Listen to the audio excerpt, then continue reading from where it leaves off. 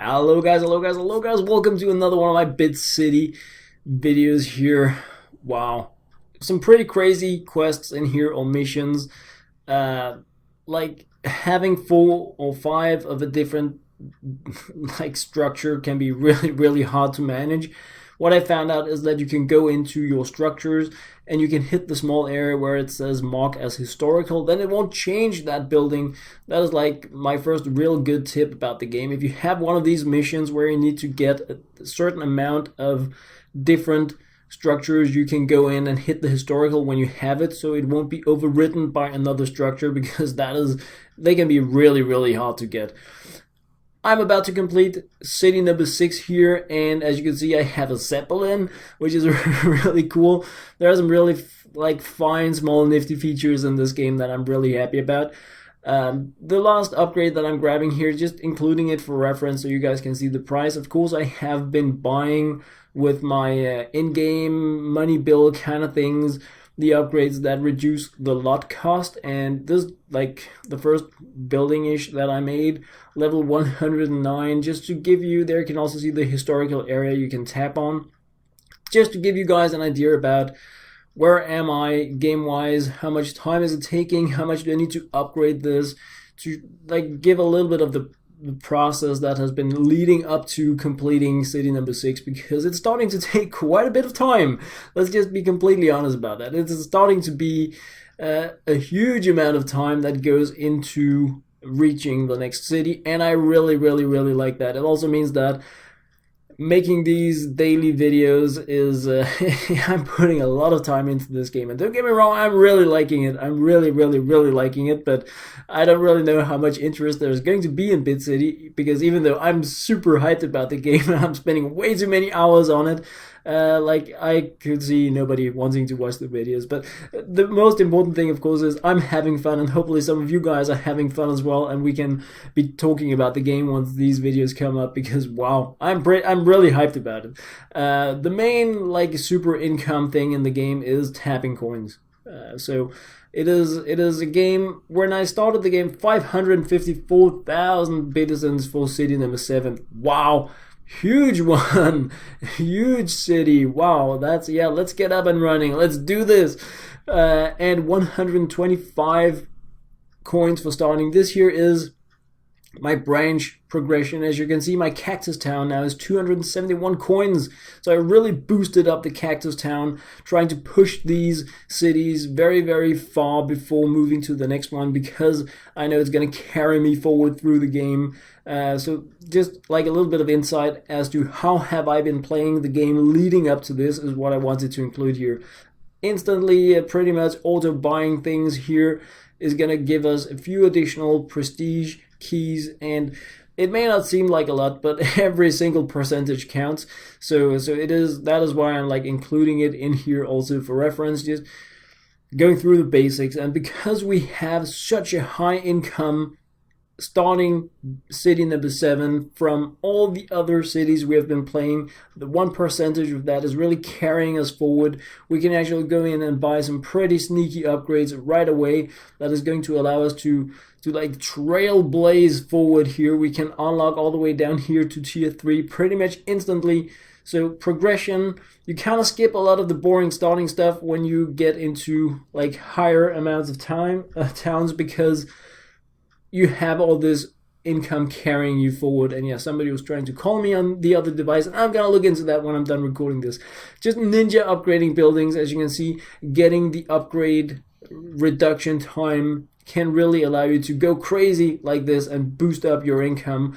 The downside is, of course, that if you have really high level structures clustered together at the start of the game, it's gonna be really hard for you to manage to upgrade the structures you have at the end of the game. So right now I'm just doing it because I have a mission where I need to construct 1,000 buildings, and I know I'm going to be resetting now because I want to do the prestige thing. So it's a pretty good time for me to do a few hundred construction upgrades.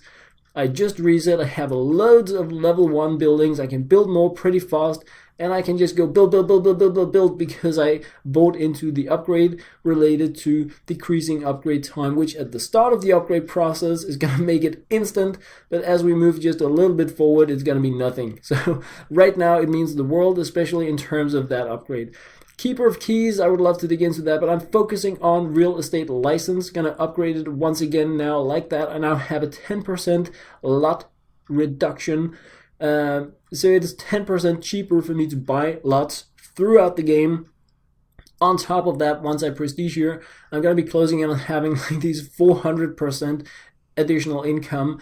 It should mean that I'm gonna be prestiging like so much faster if I do the early grind kind of thing. It like all the bits and bytes, there are many things you can choose to do with your dollar bill currency kind of thing, because you can choose to get like premium buildings that give you 200% income. You can choose to get faster construction, more coin bonuses. There are so many ways you can choose to like theme the game towards your game style. For me, the lot reduction is like, I see that as the win, because it's going to allow me to progress a lot faster in terms of prestiging early game. This here is like an overview of Bit City number 7.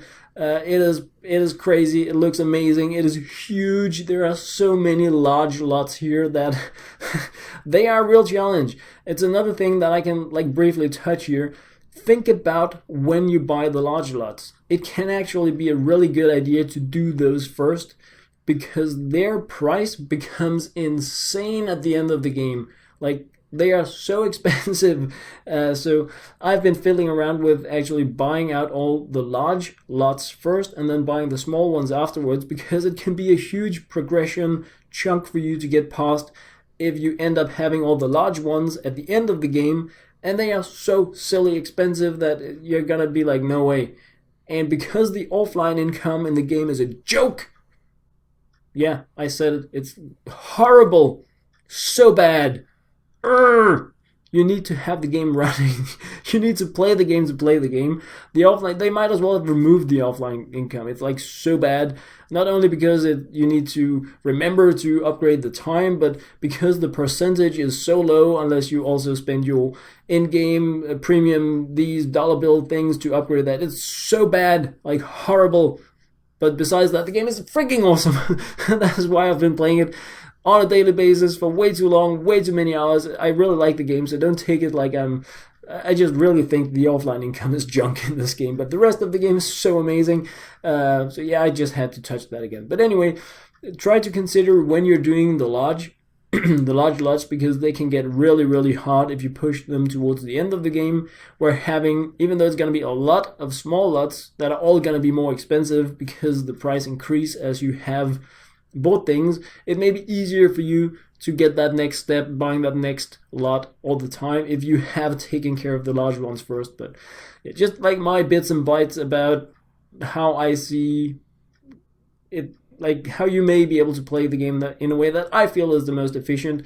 I really hope once I get these videos up and running that you guys are going to be sharing something back where perhaps you have a different point of view. Perhaps you know some really sneaky stuff about the game that's going to be helping me do even better in the game, progressing even faster, learning new cool fun amazing things in the game. I'm counting on it. I'm counting on you guys to help me out as well a little bit, because I've been doing this solo style and I'm looking so much forward to getting these videos out there and hearing from you guys how you're playing, how far have you gotten. Like, I'm in City 7 now. I'm gonna reset, start over again, then I'm gonna hit city number 8, and then I'm gonna restart and I'm gonna hit city number 9. And I'm thinking this video is probably gonna be probably one of the last ones that I record before I start publishing stuff. So I hope I'm going to be able to reflect a bit more on your comments in future videos, but I may do 1-2 more. It really depends on what's going on life-wise, really. So yeah, loads of stuff. But I'm just going to be completing this mission here, and I'm not going to be like doing this video while I do 1,000 building upgrades, but I want to get this done before resetting. So yeah, that's pretty much my plan. So these were my bits and bytes about the game for now, guys. Thank you very much for watching.